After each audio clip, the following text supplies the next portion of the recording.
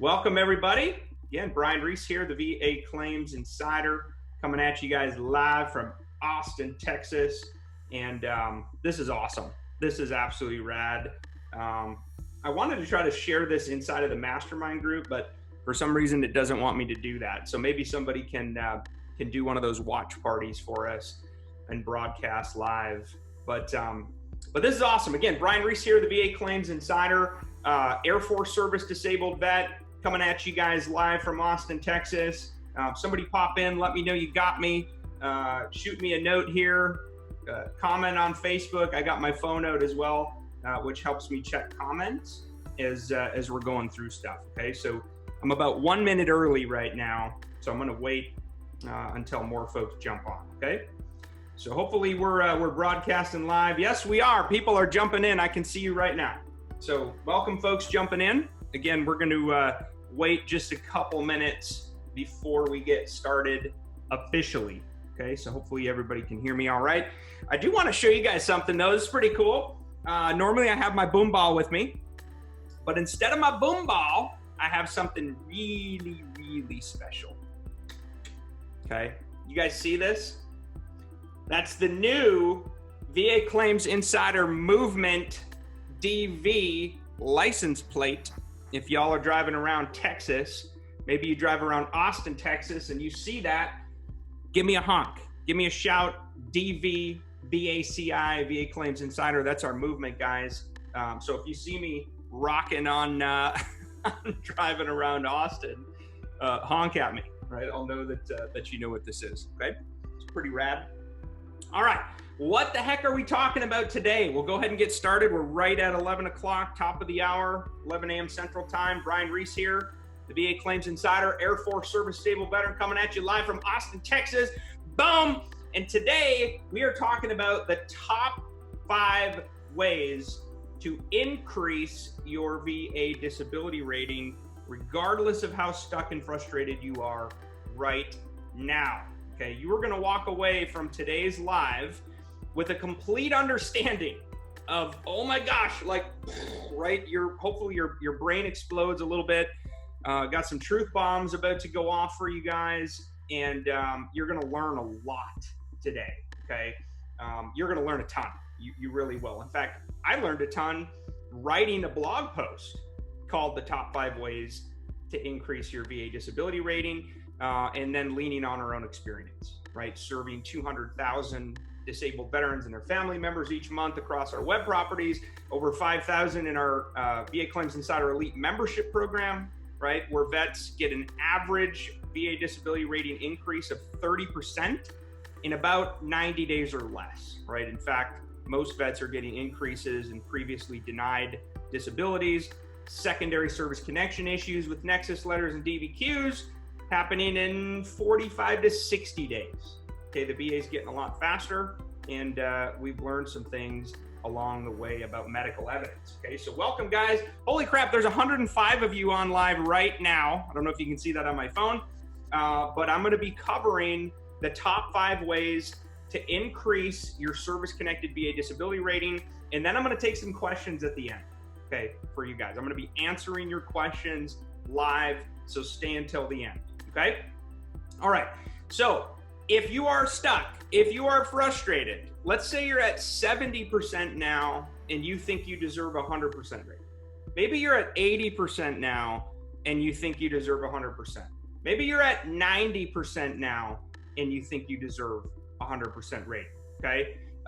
The stuff you're gonna learn today, the tips and tricks, the strategies, the lessons learned will move you forward. If you do the things that I tell you to do today, okay, you will move yourself forward. You will get unstuck, okay? So I'm gonna share my screen here because I want you guys to be able to see this stuff of what I'm talking about. So hopefully you can see me right now. We're broadcasting live. I wanna make this a little bit bigger for anybody who might not be able to see the screen as well, okay? But here it is right here. The 5 tips to increase your VA disability rating in 2020. I'm gonna highlight them. We're gonna cover them. I'm gonna break them down in detail, and then I'm gonna answer your questions, okay? Tip number one, you have to focus on high value VA disability claims. Okay. Tip number two, get disability benefit questionnaire forms completed for conditions you have that are already service connected but underrated. Okay. Tip number three, file for secondary service connection. Those are secondary VA disability claims with medical nexus letters. Talk about that. Tip number four, get a buddy letter from a firsthand witness. Okay, somebody that you served with. It can also be like a spouse or a boss, but in our experience, the best buddy letters come from firsthand witnesses. Okay, so if you're trying to prove a service connection incident that happened 30 years ago, it's best to try to get a buddy letter from somebody who was there with you. Okay, if you're trying to file for an increase on something that's already service connected but you're underrated, it's best to have a firsthand witness who lives with you now, right? Maybe it's a spouse, maybe it's a child over 18 years of age or older, maybe it's your boss who sees how severe your migraine headaches are and all the times that you're calling in sick because you can't get out of bed, right? So buddy letters are super powerful firsthand witness testimony for somebody who witnessed an in-service injury, incident, or event. If you're trying to prove service connection from events that maybe aren't well documented. And then of course, a buddy letter is really going to help you increase your disability rating if it's from somebody who can witness you now and talk about your symptoms. Okay. So that's tip number four. I'm going to break down buddy letters in detail. And then tip number five, the number one most important day in the entire VA disability claims process, period, bar none. I don't care who tells you any different, the compensation and pension exam. Okay, we're gonna break that thing down in detail. Okay, holy crap, there's now 133 of you on. Welcome guys, 134. Don't worry though, I'm gonna be answering your questions live on Facebook. If you're watching this on YouTube, please post your comments in the comment section below. Okay, you can open up the YouTube video below and review the description of the video. There's some high value links in there with some unbelievable resources, but please also post your comments, okay? Because even if I don't answer you today, we're gonna try to go back and answer as many as we can, okay? All right, so let's jump into this. Can everybody see this okay? I'm gonna check Facebook real quick, as well as YouTube. Somebody give me a thumbs up and say, yep, we can see your screen, Brian, no issues there. I'm gonna jump on right now and make sure that I've got everybody. I see the comments lighting up. You people are crazy, man. You people are absolutely crazy. 22 years Air Force Air National Guard. Pepe says, sup insider? 90 to 100% P&T, sitting at my CNP exam right now. This is awesome. Julio wrote, do you have a CNP's video for knees and back? I need to get myself prepared. Sure, you know what? I'm gonna answer that right now because you're trying to prep for CNP exam. I have a video here on YouTube that's called Top 5 CNP Exam Tips. All right, I'm gonna be talking about 7 CNP exam tips today, but you asked specifically, Brian, talk about a CNP video for knees and back, okay?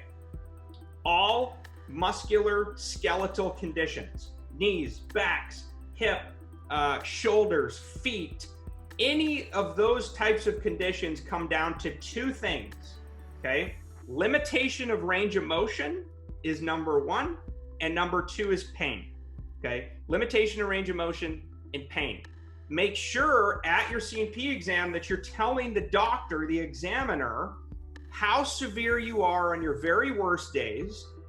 Do not let him or her bend you into a flexion that causes pain. Okay, if you can't move yourself, do not let them. Okay, do not let them move you if something you have going on causes you pain. Make them stop, okay? I cannot overemphasize that enough, because if you don't do that and the doctor just kind of grabs your leg or your back and says, hey, bend over and touch your toes, they're supposed to be using a device called a goniometer to measure, but sometimes they don't. Sometimes the CNP examiner fails to conduct an adequate exam. But in any case, it's all about how much can you move or bend.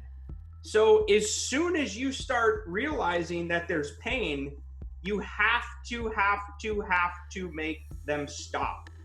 Okay, you got to make them stop. Do not let them move into an uncomfortable position.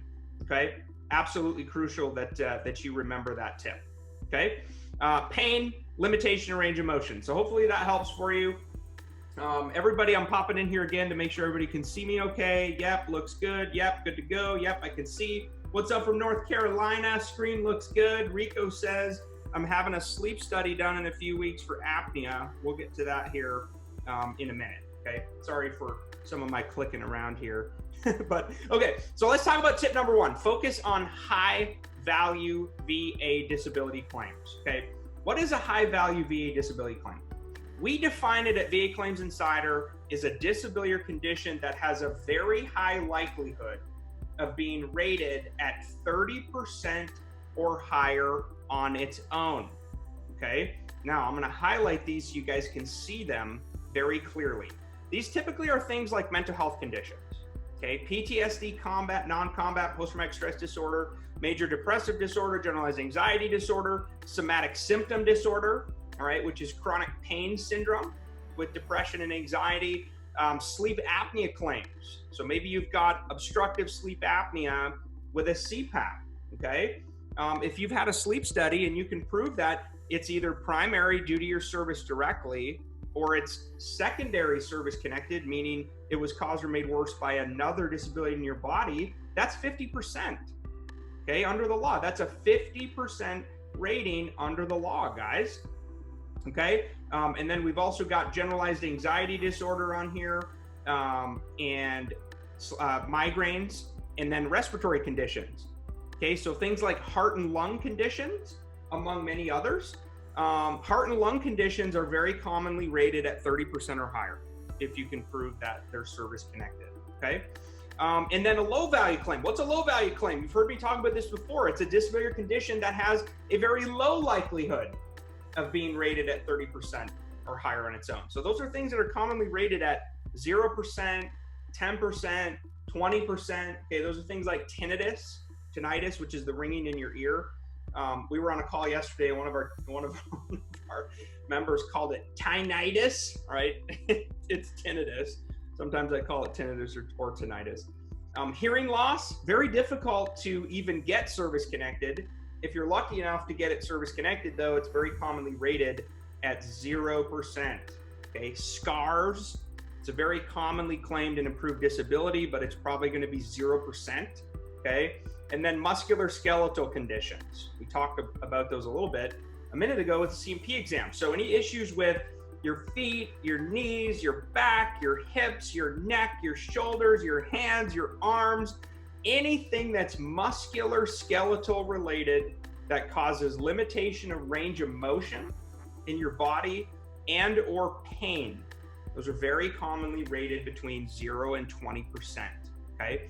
Now, the reason I bring this up of how and why veterans need to understand their VA disability claim strategy is because you're fighting, guys, against the VA's fuzzy math, okay? Now, the VA's fuzzy math goes like this. Disability ratings are not cumulative. They're not additive, okay? They don't take a 70% rating and a 50% rating and add those things together and say, hey, you're 120% disabled, right? That's not the way that it works. They're not cumulative. They're not additive. So we have a VA disability calculator that I'm not going to go to right now, but I want to just give you a quick example, okay? Let's say that you're rated at 30% right now for a lower back condition. Maybe it's a severe lumbar issue, okay? And you're also rated at 60% for GERD, right? Which is the highest possible rating under the law you can get for GERD, which stands for gastroesophageal reflux disease, very painful acid reflux, burning, vomiting, blood, all right, if you're at the 60% level. So let's say those were your only two service-connected conditions, 60% and 30. What would happen here is the VA then says, okay, you're 60% disabled. That's your highest rating condition. So your whole body, your entire functioning self, okay, if you were completely healthy, you'd be 100% healthy, 0% disabled.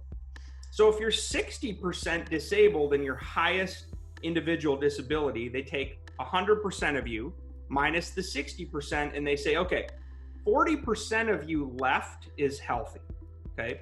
So then what they do is they multiply the part of you that's healthy by the next highest rated disability. So in this case, it would be the 30% times the 40%, 0.3 times 0.4, which equals 0.12, 12%. So then what they do is they add that to the part of you that's disabled. Okay, so you're 60% disabled plus the 12% factored in the VA's fuzzy math. That makes you 72% disabled, and it rounds down to 70. That process, guys, continues until you've exhausted the multiplier down to 0. So I want you guys to think about this. If you understand numbers, which I don't, thankfully we have Excel and calculators. But if you keep multiplying, those numbers keep getting smaller and smaller and smaller and smaller and smaller. So if you're at 83% now combined, or 93% combined, and you add another low value claim into the mix, like a 0% or a 10%, or maybe it's even 10%, you're not going to move, because it's not going to have changed your percentage of the fuzzy math calculation, okay?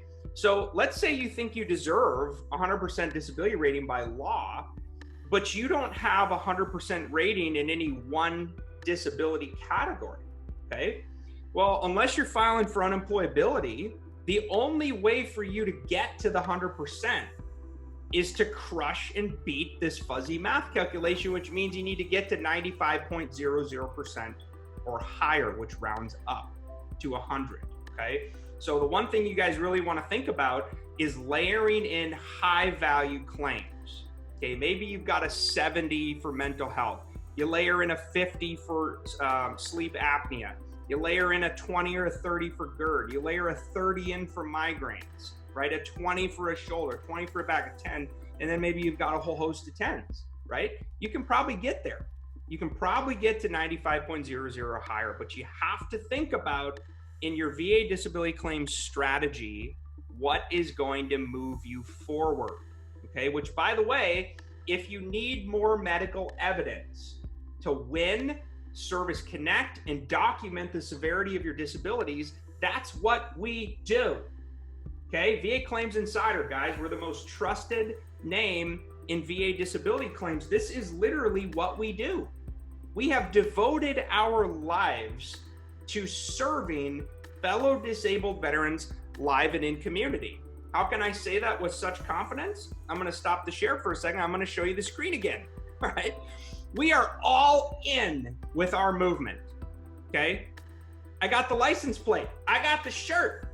I live and breathe this stuff. I spend all day reading case law, writing blog posts, serving veterans in our mastermind, leading, talking to our team, setting strategy, looking at new companies to acquire, tweaking military disability made easy. We are all friggin' in for you guys. That is why we exist, for you, fellow service disabled veterans. Okay, now if you need some help, you're stuck, you're frustrated, you're underrated, get your butt inside of VA Claims Insider Elite, which is our premier medical coaching and consulting program. By the way, you get $7,500 worth of high value VA claim resources today for free when you join our membership program. Okay, you can go to VAClaimsInsiderElite.com. I know I've got some team members on as well. Somebody posted in there for me, please, on Facebook. If you're watching on YouTube, open up the description in the comments and you'll see it in there.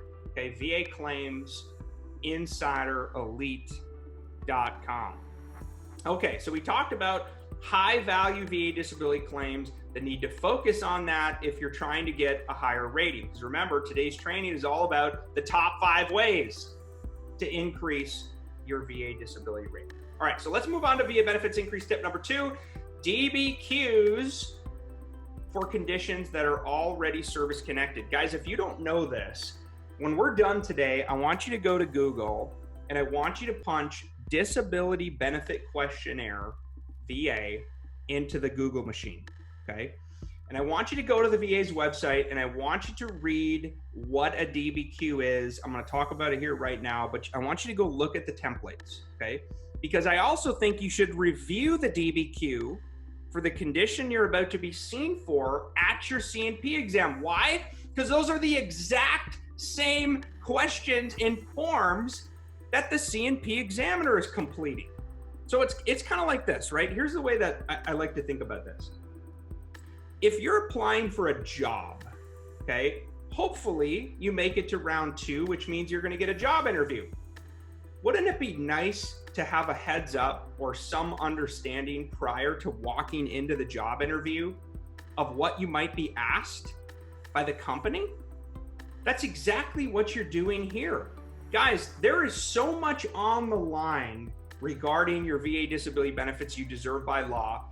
Why in the heck would you ever leave it to chance? I can't think of a reason why you would, especially when so many of our C&P examiners suck. All right, I'm going to say that again. C&P examiners, you suck, and I'm calling you out.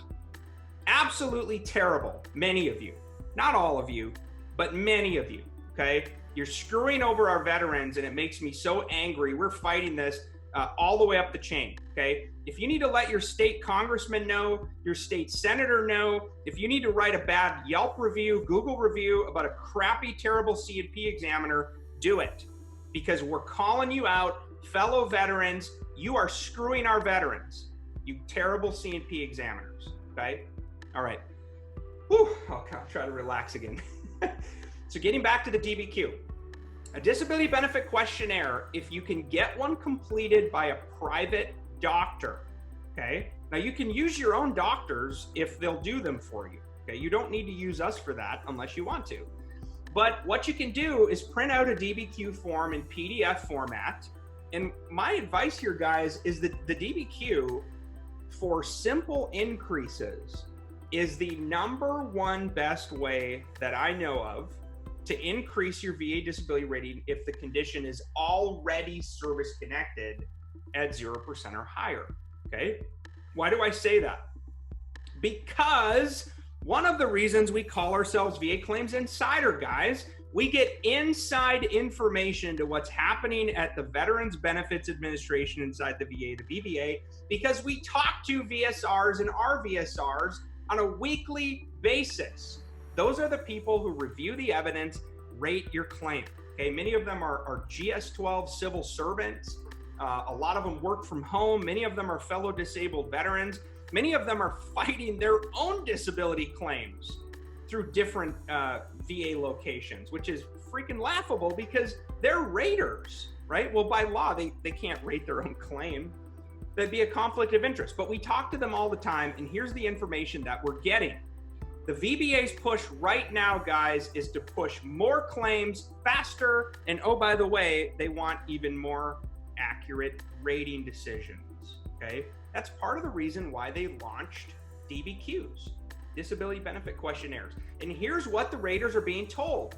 Right now, if it's a simple increase, you're already service connected at 0% for your migraines, and you get a DBQ completed by a private doctor that says, hey, this veteran now has symptoms that meet the prostrating criteria, meaning you have to lay down, okay? Severe headaches on this side of your head, how often are they happening, right? If you meet the higher criteria, you can get the increase approved with the DBQ alone. I'm gonna say that one more time. The major benefit of using disability benefit questionnaires is that many times the VA will grant a veteran a higher rating based upon the information in the DBQ alone. Okay, by the way, this blog post is out there. Top 5 ways to increase your VA disability rating. If you go to vaclaimsinsider.com/blog, you'll see it, okay? I explain this in detail. So that's tip number 2, DBQs for conditions that are already service connected. Oh, by the way, if your crappy VA doctor won't give you a DBQ, because most of them won't, okay? You go in there and you're asking them, hey, can you fill out this DBQ for sleep apnea? Or, hey, I'm going to be filing a disability claim for IBS, irritable bowel syndrome. Hey, I'm going for an increase on my plantar fasciitis, which is service connected at 0%. They look at you like a deer in headlights, right? It's like you just ask them to do some monumental task that they can't possibly do. And even worse, they make you feel like you're a freaking scammer, or a fraudster, or like you're trying to get something you don't deserve. It's this awkward, horrible relationship. VA secretary, if you're hearing me right now, you've got a problem within the VHA, the Veterans Health Administration, where your doctors are copping out on our vets and they're saying, oh yeah, well, that's part of the VBA, right? I can't do that stuff for veterans. I'm a VHA doctor, right? I focus on treatment and therapy and care. I'm not allowed to do DBQs or Nexus letters for veterans, right? It's against my moral ethos or my ethics. It's a conflict of interest, right? Guess what? They are lying to us. They are lying to us. It is not true. It's not a conflict of interest. They don't want to do it because they're freaking lazy. Let's call it what it is. The VA doctors will not help veterans with DBQs and Nexus letters because they're freaking lazy. I'm sick of people BSing around it. That's the truth, in my opinion. Okay, but if your crappy VA doctor won't do a DBQ or Nexus letter for you, we can help. We have private doctors in our vetted network, okay, of medical professionals who can do disability examinations, whether they're in person or virtual, depends on what the condition is. If you need a disability benefit questionnaire, you need a medical diagnosis, we've got a doctor on staff, an MD, okay? Maybe you need an independent medical nexus letter to help you service connect something that was either previously denied or something that you're trying to secondary connect, okay? Maybe you're already service connected like I talked about and you just need a DBQ for the increase. And you're trying to get a DBQ, okay? That's what we do, guys. That's why we exist. Please stop struggling on your own. You can get started today for free. You can see it right there on the screen, guys. $7,500 worth of program value upfront to you at no cost. You can go to VA Claims Insider Elite.com. One more time, guys, if you need a DBQ for an increase, or you need a new DBQ, or you need a medical nexus letter, we can help. VA Claims Insider Elite.com. All right, let's move on to tip number 3. File for secondary service connection with medical nexus letters. It's shocking to me. Still, in 2019, moving into 2020, how many VSOs, attorneys, and veterans don't even know that there's an entirely separate category called secondary service connection, okay? Another reason why we exist, secondary service connection. What you're telling the VA is, hey, my obstructive sleep apnea is not directly due to my service. My obstructive sleep apnea was aggravated and made worse proximately due to or proximately aggravated by my service-connected PTSD or my service-connected depression, okay, or my service-connected sinusitis or rhinitis, okay, which is a severe nose, throat, tonsil issue.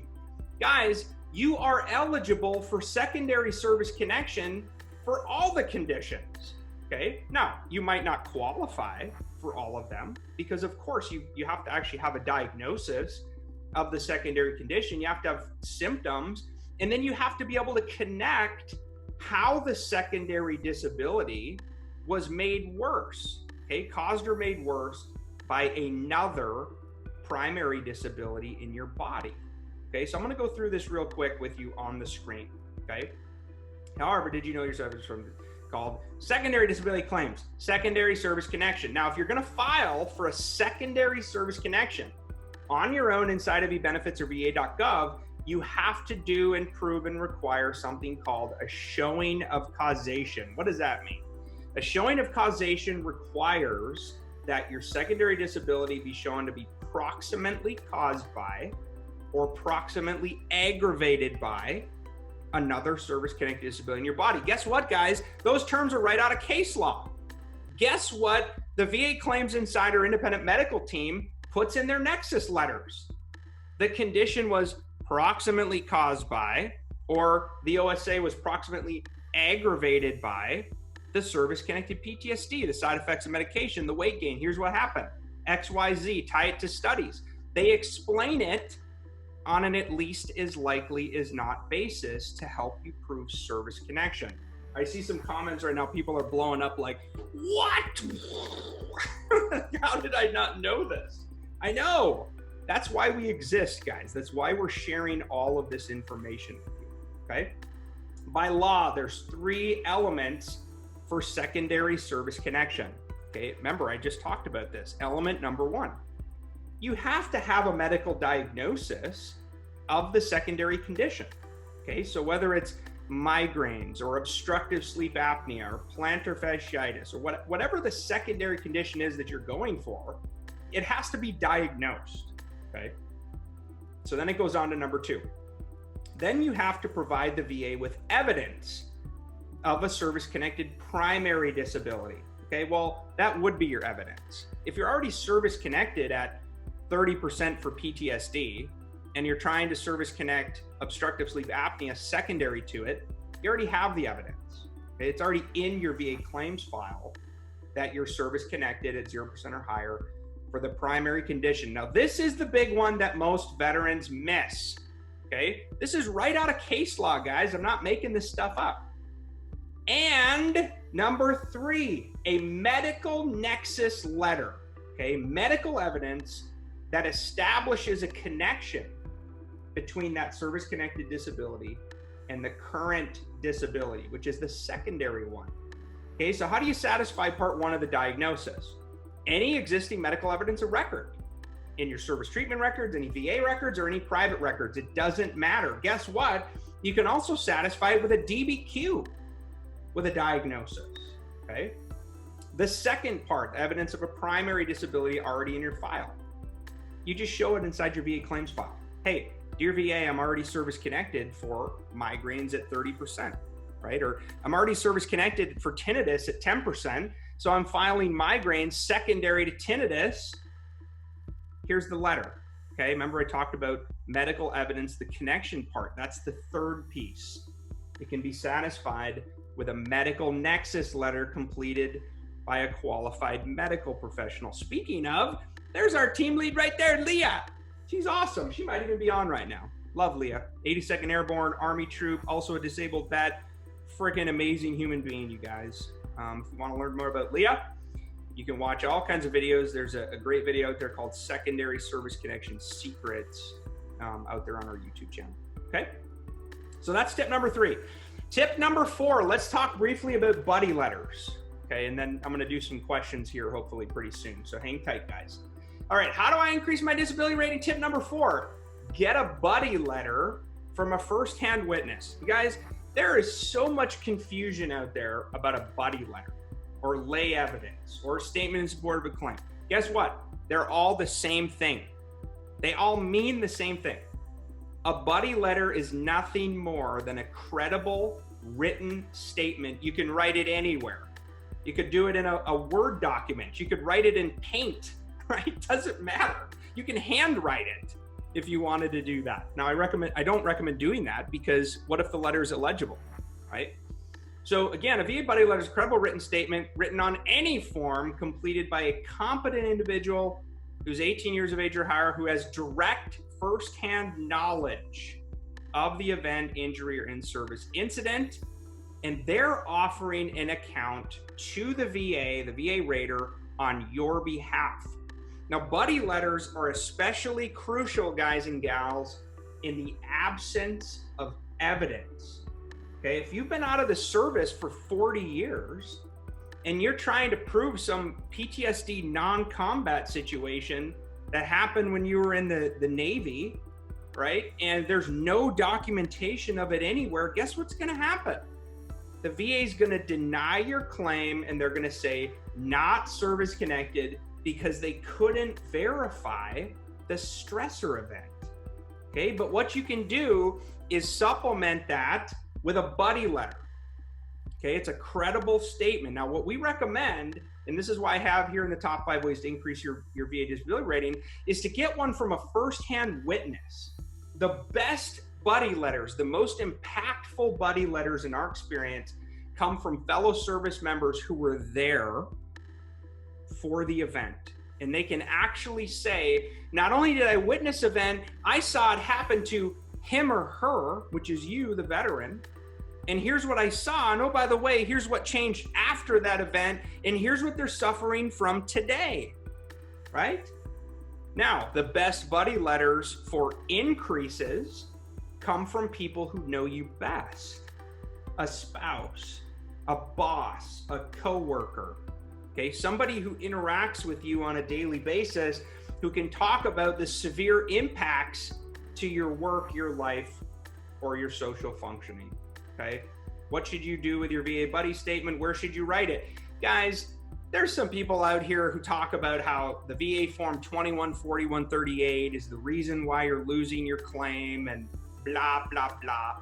BS, okay? I'm calling BS on that. It's totally bogus. All the raters we talk to all the time, the preferred form is the VA form 21-4138. Okay, that's the statement in support of a claim. It's the preferred form because that's what the raters are used to seeing. So they know where they're going to look and they understand why you're submitting it. Okay? There's some other stuff on this blog post where if you can see a real example of a buddy letter. You can download the buddy letter template generator. You can look at a VA lay statement example. Okay? Very, very important. Very important. Buddy letters, lay statements, personal statements, they all mean the same thing. Okay? All right, let's talk about the last one, the compensation and pension exam. According to Brian Reese, the VA Claims Insider, the C&P exam or exams, you'll probably get multiple, is the #1 most important day in your entire claims process. Guys, again, I see some of this garbage across these Facebook groups, right? Of people who think they know the process, but they have zero experience communicating to you what's really happening, okay? 2 things I'm going to share with you. I have never once in the history of as long as I've been doing this seen a situation where the VA rater considered a higher level of credentials in determining which piece of medical evidence to accept. I'm going to say that again. I have never one time in the history of doing what we do seen the VA rater side with a higher credentialed examiner or physician, okay?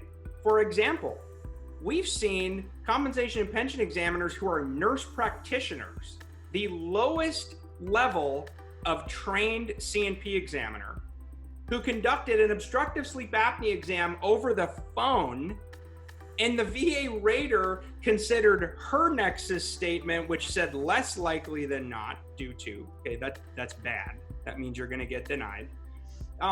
They took that over the opinion of a medical doctor who conducted the sleep study for the veteran. Absolutely bogus and ridiculous, okay? But it happens every day, all day. It's awful, okay? So if you get a bad C&P exam, guys, you have to fight. We have tools available to help you fight to get a new exam, okay? Because here it is right here. I don't care what anybody else tells you. This is the truth. Here's your truth bomb alert. It's shameful, I know. However, the sad reality is that the RVSR, that's the VA rater, okay? Normally GS-12s, they look at all the evidence. They decide if conditions are service connected, yes or no, and what the final rating is going to be. They rely almost solely on the exam notes presented by the compensation and pension examiner. Just ridiculous. Okay, now there's case law, there's all kinds of stuff in their process, M21-1, that talks about evidence in equipoise, and you should order another C&P exam. If you have in doubt, you should go back to the examiner and clarify. Guess what? Some of them do, some of them don't. And sometimes vets are left holding the bag, wondering what the H happened at your C&P exam that resulted in your denial. After you get the denial, you get a copy of your C file or the rating decision letter in the mail, and you find out in plain English that your C&P examiner screwed you over, okay?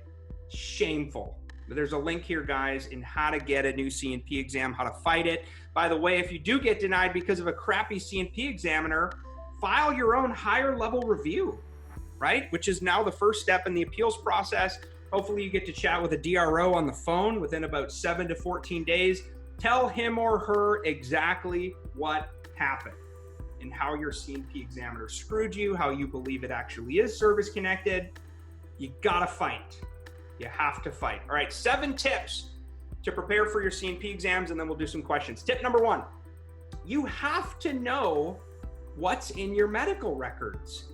It's absolutely shocking to me sometimes vets don't even know what's in their service treatment records, right? They don't even know what they've been diagnosed for. They don't even know what the subjective symptoms are that you told your doctor 25 years ago. Go look. You have to know your true story. You got to know your evidence. Okay, so that's tip number 1. Make sure you look through your service records, any VA medical records, and get copies of any private medical records. Okay. Tip number 2, the governing law in VA disability compensation claims, guys, codified in federal law, Electronic Code of Federal Regulations, Title 38, Part 4 of the Schedule for Rating Disabilities. Okay. Go and look at the name of the condition and go look at the rating criteria. I think it's important for you to understand what is associated with each condition so that you're armed with information prior to your exam. Okay, that's tip number 2. Tip number 3, do not have your best day. I'm clarifying this right here, right now. This does not mean you should lie or stretch the truth. That's against the law. Filing a false claim is against the law, punishable in criminal statute. Okay? It's criminal. Do not do it. Do not do it. What I mean by this, though, is you have to tell the examiner how you are on your very worst days, not your best days. Okay? You have to tell him or her how severe your erectile dysfunction is. Okay? Or your female sexual arousal disorder. Or my PTSD is so bad, I screamed at my spouse. They were so afraid of me because I was drunk and on drugs that they stayed the night in the hotel, right? You gotta say stuff like that as long as it's true, okay? And that dovetails into this. You've heard me say this, I'm gonna say this forever. You gotta be uncomfortably vulnerable. If you don't wanna say it, if it's awkward for you to think about, if you're embarrassed by it, that's why you need to talk about it, okay? Hey doc, my erectile dysfunction is so severe that it's affecting my relationship with my spouse. I've tried all the medications, nothing works. It sucks. It really sucks. You know, do you know how much it sucks to not be able to have sex with your spouse? Okay? Maybe it's, like I just mentioned, an issue with mental health. Hey, doc, I have so many panic attacks more than 3 times a week, like literally continually, that sometimes I just drink alcohol until I pass out, right? I'm an alcoholic because it's the only thing I can do that numbs the pain, okay? Well, those aren't really fun things to talk about, right? But you gotta get it out. That's what I mean when I say be uncomfortably vulnerable, because you're painting a picture for the examiner of just how severe your disabilities are and how they're limiting and affecting your life. Severity of symptoms. Okay, tip number 5. All VA claims, I covered this a little bit earlier, but if it's a mental health claim, your compensation and pension exam and your final rating comes down to your level of occupational and social impairment. Okay. If it's a VA claim for anything else, muscular skeletal condition, migraine headaches, it's all about pain, limitation of range of motion, and then impacts to your work and your life. Okay. So be prepared to talk about that stuff before you go in there. Tip number 6, know your true story cold. And whatever those potential in-service stressors are, remember, we've talked a lot today about service connection, the Nexus. Can you prove to the VA rater, that your disability or condition is at least as likely as not? That means 50-50, okay? 50% of the evidence says yes, 50% says no or is silent, but it's enough to tip the scales in your favor, okay? Be prepared to talk about what happened, whether it was on active duty if you're filing for a primary disability, or how you believe your secondary condition was due to your service, okay? Tip number 7, you gotta be prepared to talk about your life in detail. How was it before you joined the military? Where'd you grow up? What happened during the military? How about after you left the service? What did you do? What do you do for work, right? Where did you go to school? Did you pass? Did you get a degree? How many jobs have you had in the last 5 years, right? The reason why all of those types of things are important and why you need to be prepared walking into your exam is because you're sharing with that examiner details of your life, which helps him or her understand the severity of your symptoms. Okay, if you're underrated, if you're hearing my voice right now and you're like, Brian, they freaking gave me 0% for sleep apnea, right? They gave me 0% for hearing loss, 0% for migraines, 10% for PTSD. I'm way underrated. It's because the evidence and or your CNP examiner did not warrant that you met the higher criteria under the law. And guess what? Here's another dirty little secret. Do you know that when you get your VA rating decision letter in the mail, that ugly yellow packet of BS that they mail you, guess what? Most of the time, those notes are copy and pasted out of templates by the rater. And a lot of times they just copy and paste the CNP examiner's notes. So sometimes, even though you got a rating decision in denial, and you're reading that going, the VA hates me, the VA rater sucks, guess what? It was probably the CNP examiner. A lot of times it's the CNP examiner's notes that get copied and pasted into your rating decision letter, okay? So that's tip number 7. All right, again, you need VA DBQs, you need a diagnosis, you're trying to prove service connection, you're trying to document how your symptoms warrant the higher criteria. That's why we exist. Guys, VA disability claims come down to medical evidence. I don't care who tells you different. In the opinion of Brian Reese, the VA Claims Insider, you're fighting a medical evidence battle, not a process battle. Now, there's times, of course, where they deny a claim, they didn't follow their own process, they don't know their own rules, you end up in appeal, you need to go to oral arguments at the BVA. Okay, got it. Okay, it happens. I'm simply telling you that in our experience, it comes down to medical evidence. Okay, that's what we do. We can help you guys inside of VA Claims Insider Elite. Okay, that's our premier program. By the way, right now, claim $7,500 where the bonus is. You can go to VA Claims Insider Elite.com. All right, how crazy is this? There's 172 of you on right now live. You guys are freaking awesome. I love you guys. Tommy just wrote, I just joined. Now let's do this. I'm new to this. Welcome, Tommy. The packet in the mail comes in a half sheet size white envelope now. Oh, good.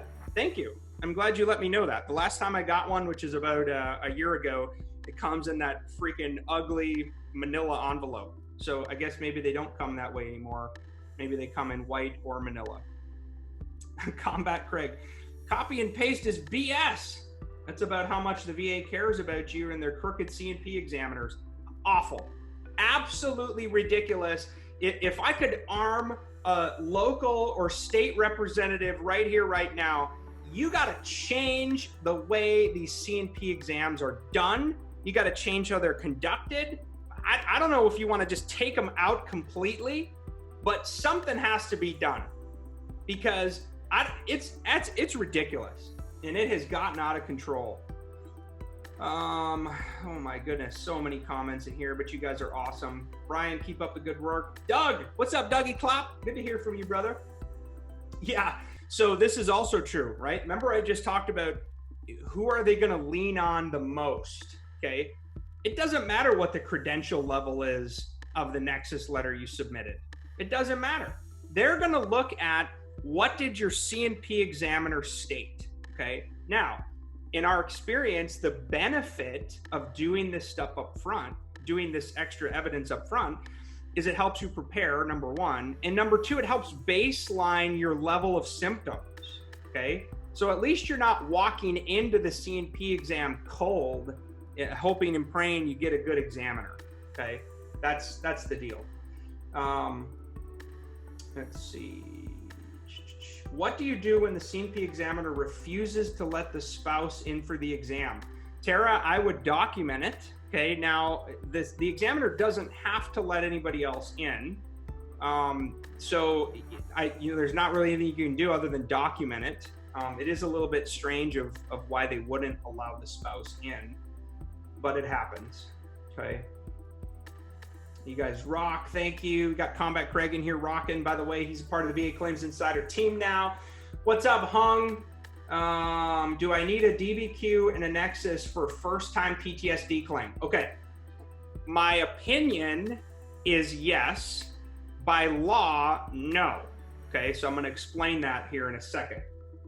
If you are a first-time filer of post-traumatic stress disorder, okay, by VA regulation, the CNP examiner will complete what's called the Disability Benefit Questionnaire for PTSD initial at your exam. Now, again, are you going to leave it to chance? Are you going to let some crappy examiner dictate your baseline level of symptoms of how severe your PTSD is? I don't think you should, right? But the VA says, hey, just roll the dice. PTSD initial will be completed at your CNP exam. Garbage, but that's how it works. Stationed in Korea from 69 to 70. Can I be denied claims for Agent Orange presumptive diseases? Absolutely. So what I think you should do, Charles, Agent Orange claims are tough. You've probably all heard of the blue water cases that have gone on under law. All that means is that folks who were in certain areas that weren't directly on boots on the ground in Vietnam, areas where there were known Agent Orange exposure, blue water vets who have disabilities and conditions now that are on the presumptive list are eligible.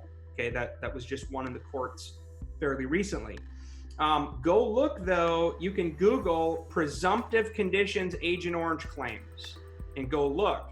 And you got to make sure that on your DD-214 or any medals or awards or citations, or maybe you're on the Agent Orange registry, that you're able to prove you were there. You have to be able to prove that, okay? Jeff just uploaded a VA buddy letter last night. Awesome. Combat Craig, I love your YouTube channel. Me too, man. I love Combat Craig. That's why we bought him. Brian, your organization is freaking amazing. Thank you, man.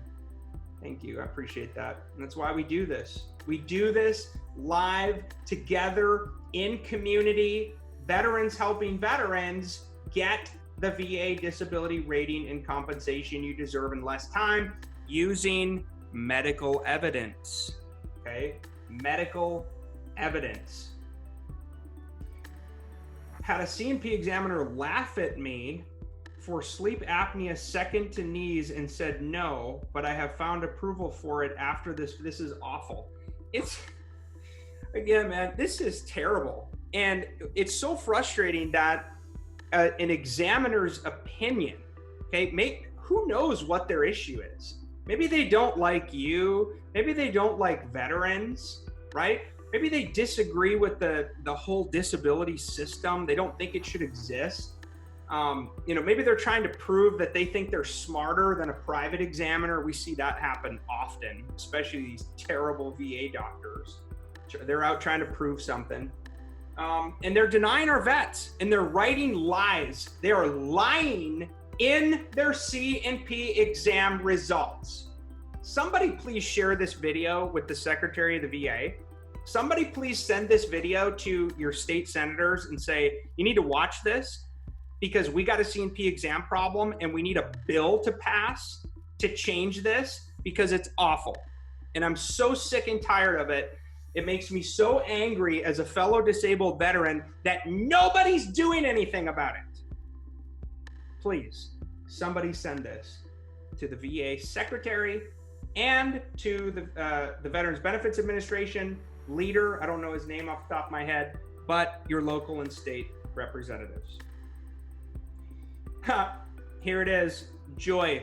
I was told by 2 of my VA doctors that they can't do the letters. BS. The reason they won't do the letters is they're lazy. They don't want veterans to talk and go, hey, By the way, did you know that this doctor actually will help with evidence requirements for veterans benefits? They don't do it. They're lying to us. There's nothing by law that says a VA doctor can't help a veteran. Nothing. Absolutely nothing. They choose actively not to. Okay? Which again is part of the reason why we exist. We exist because we have vetted medical professionals. By the way, many of them are also service disabled veterans. So they get it. They understand why you need a disability exam. They get why you need a DBQ. They understand why you need a medical nexus letter. Okay, they understand why they're coming to you for secondary service connection issues. Okay, they understand why you're pissed off from a crappy C&P examiner. Okay, again, you guys need some help.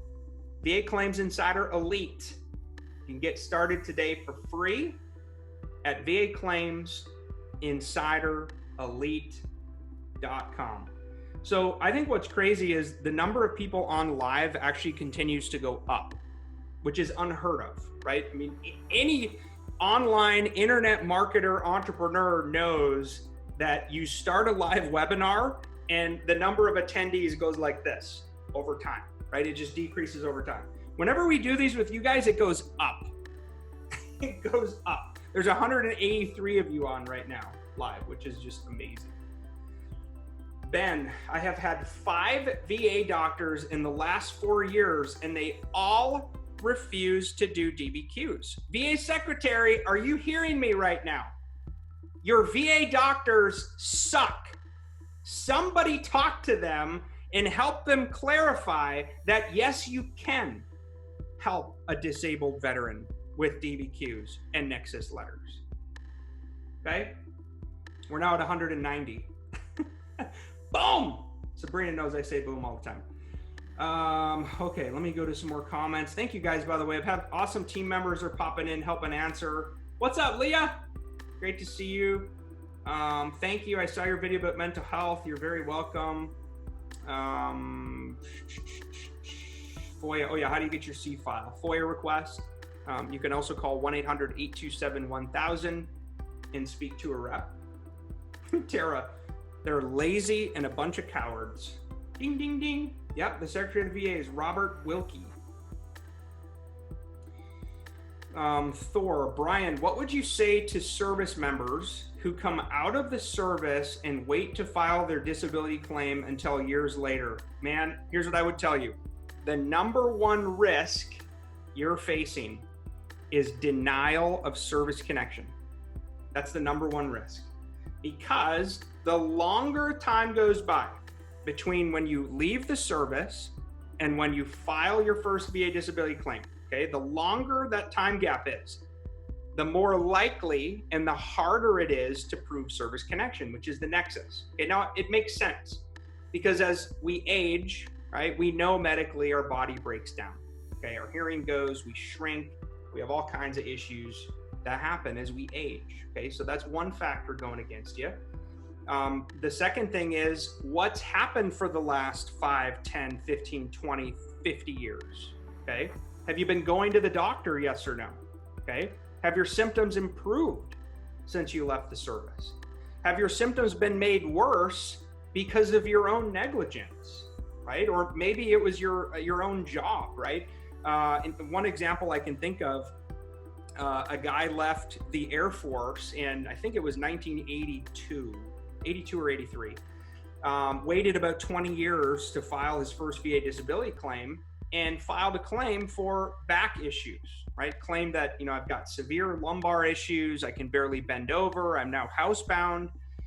Well, he had no evidence in his active duty service records of any back conditions because he didn't have a back condition on active duty, okay? Well, when he left the service, he became a bricklayer, okay? Well, if you know what a bricklayer does, they hang on to heavy bricks and they bend over and set them down all freaking day long. So his body broke down over time because of his back, okay? And then he files it 20 years later and the VA goes, there's no evidence in your service records of a back condition. And oh, by the way, you hurt your back as a bricklayer, right? Not service connected. Now, in that case, I think the VA got it right. right? I mean, I think that the guy's back condition was probably due to his job as a bricklayer. So, you know, should that fall on the back of the taxpayer? No, right? It shouldn't. Now, maybe he did have back condition. Maybe there's a secondary issue that happened. Maybe there's something we don't know about that the VA didn't find out about in time, okay? Now he's trying to fight it, but that's the issue, okay? That's the risk. So Thor, to answer your question, if it's been years since you left active duty and you never filed a first claim and you've got conditions now that are severely impacting or affecting your life, you better get copies of your service treatment records and you better go through them and see what's in there. What's actually diagnosed, what isn't, what symptoms are in there or not, okay? Because that's gonna give you then an understanding of how hard is it gonna be for me to prove service connection, okay? And then I think what you should do is very seriously consider, do you need medical nexus letters or opinions from private doctors to help service connect things if it's been years? Okay, so that's the advice I would give you. There's 194 of you on now. Remember I said it just keeps getting to be more people as we go on, which is just wild. Okay, Ben, I'm gonna answer this one question here, guys, and I'll go to some at the end. A question for you, Brian. If I was initially declined chronic pain as primary, and now due to recent court case, the courts ruled chronic pain can be service connected now without actual physical symptoms, can I refile and get retroplay? No, unless you appealed it. Okay, so you have 1 year from the date of your denial to appeal, in which case back pay kicks in. It's possible you could file a Q claim saying that the VA made a clear and unmistakable error. Very hard to prove. I highly suggest that they would deny it because this was also a recent court ruling. So let's talk about chronic pain real quick, okay? The key with chronic pain is that chronic pain cannot be rated by itself, okay? You can't go into the VA and say, hey, my back really hurts and it's really severe pain, so I think that meets the 50% criteria, right? There is no categorical scheduler rating for chronic pain. It doesn't exist. However, if there are other rateable conditions in your body that are causing you chronic pain, okay, and they cause functional impairment or loss, that's a very important thing to remember. Does it cause functional impairment or economic loss? Limitation in range of motion, pain, maybe you've gained a bunch of weight, right? Life, work, social impacts, okay? Does it cause functional impairment and or economic loss, meaning your chronic pain is so severe, you've lost a job. You're too depressed to get out of bed. You're in so much pain you can't golf anymore. You have to call in sick to work. You've used all your sick days. It's impacting you economically, okay, economically. That's the issue with chronic pain. Most vets screw it up because they don't understand that chronic pain is not rated by itself. And number two, they don't understand that you have to connect it to something that is rateable under the law. And number three, they forget to get a medical nexus letter. Remember that secondary service connection piece. You have to have a medical etiology. There's got to be a logical link and medical connection with medical evidence to connect them. Otherwise, you're going to be denied service connection, okay? Wow, you guys are crazy.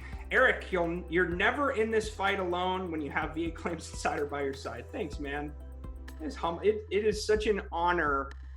It's humbling for me to do what we do, guys. I'm just gonna share a quick story. I don't know if everybody knows this about me, but I should be dead. I truly should be dead. I almost drank myself to death, abused drugs to death. I did some really stupid things in my life to try to cope with my mental health condition. Right, I've got Ptsd from Afghanistan, and I truly mean it that I should be dead. By the grace of God, I'm here, I'm alive. This is my new purpose. This is my calling. This is why I was put on planet Earth, to serve you. Every single day, live and in community, that's what we do. Right? That is why I believe I'm here. why I was given this second chance on life, which, by the way, I don't drink anymore. I don't do drugs anymore. I don't gamble anymore. I went through a divorce. I'm now married again. There's hope, guys. There's absolutely hope at the end of whatever issue it is you're going through. I'm telling you right now, there's hope. There's a way out. Please, please get help. Go to the doctor and get help. If you've got mental health issues, you've never told anybody about this MST situation that happened to you 30 years ago because you're embarrassed, right? Maybe you've never told your spouse that you were sexually assaulted by another man, right? Maybe you're a man and you were sexually assaulted by another man in the military, and you're embarrassed. And you've never told anybody. You think your spouse is going to divorce you. You think you're alone. You're not alone. You're not alone. Believe me when I tell you that. There's a lot of vets in our group who have been through military sexual harassment and sexual trauma situations that are in our group. You're not alone, but you got to get it out. You got to pick up the phone. You got to call mental health. You got to get help. You got to take action. Okay? It's okay. It's okay, guys. I've been there. And I still, by the way, deal with a lot of this shit on a daily basis. Depression, anxiety, chronic pain, anger issues, panic attacks. I mean, there's times when I can just lose it, right? Ask my spouse, believe me. And we got to stop hiding this stuff. We've got to be honest about it. We've got to stop freaking kidding ourselves that we're tough, that we were officers in the military, or I was a senior enlisted. Nobody cares. Nobody gives two craps what you were in active duty, okay? You're a veteran, you're a disabled veteran, you're authorized and entitled by law for disability benefits you deserve for you and your family.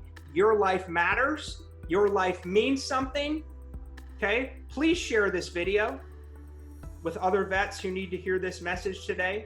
We've got people in our community, guys, who are drug addicts, meth users, cocaine users, that are now clean, sober, having gotten help. We've saved marriages, people who are on the brink of divorce from drugs, alcohol, gambling, sex, infidelity situations, from mental health conditions. We've saved marriages because of our community, right? We've saved lives because of our community. I get phone calls, text messages, emails on a weekly basis. Brian, I'm in tears as I write this to you. I don't know if you know this, but my husband had a gun in his mouth, and he saw one of your videos online. He heard your message and he decided not to do it. I mean, guys, I get chills talking about this stuff. And I'm not telling you this because I think I'm awesome. I'm telling you this because what we do matters. What we do together, live and in community, veteran to veteran, saves lives. That's how much I believe in it, guys. That is how much I believe it right here. We need each other, okay? All right, just wanted to share that with you guys. Again, I got some folks in here that are punching stuff up. Thank you guys so much. Like literally nobody's dropped off. It's just wild. We're at about 185, so we've lost about 5 people. I love you guys. I love you so much. I want you to become an insider. I'm welcoming you into our community, right? Let's go. That's me telling you, let's go. Stop struggling on your own. You're going to get to talk to me, right? You're going to get to message me inside of our mastermind group. You're going to get to work with our team, our medical professionals, to finally help you get the rating and compensation you deserve after all these years. 30 years, 40 years, 50 years. And you might be thinking to yourself, yeah, Brian, but you don't understand my screwed up VA case. You don't understand, they don't have my records, right? You don't get that I've got no diagnosis. Yeah, I do. Yeah, I do. Believe me, I do. And there's hope for you. There's a way out. Okay, the only time hope is lost and gone is if you quit. That's the only time we lose, okay? That's the only time the VA wins is if you quit or die, okay? Don't do either. We need you. Don't quit. We'll help you fight. Okay, again, $7,500 worth of bonus value, guys. Go to VA Claims Insider Elite.com. All right, you need some help, you need some medical evidence, you're trying to win your claim, you're trying to get a diagnosis, you're trying to prove service connection, trying to prove how your symptoms are worse and meet the higher criterion of the law. That's what we do. Okay? VA Claims Insider Elite.com. I love you guys, and we'll see y'all next week.